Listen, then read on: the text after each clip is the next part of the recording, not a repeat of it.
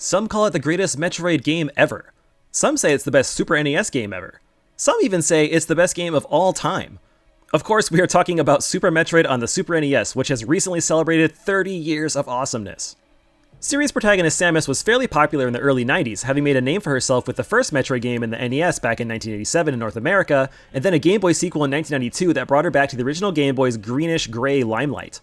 At the time of Super Metroid's release, the Super NES was in full stride, already having released heavy hitters like Super Mario World, Super Mario Kart, A Link to the Past, and Final Fantasy II, but nothing was quite as action-packed as Super Metroid. The game was bigger, badder, and better than either of the past Metroid games. If you grew up in the 90s, you couldn't escape the hype around this game. Ads and previews in magazines like Nintendo Power, Electronic Gaming Monthly, GamePro, and many others told you that this was the game to play in 1994. It was clear that this was the Metroid game to top all Metroid games.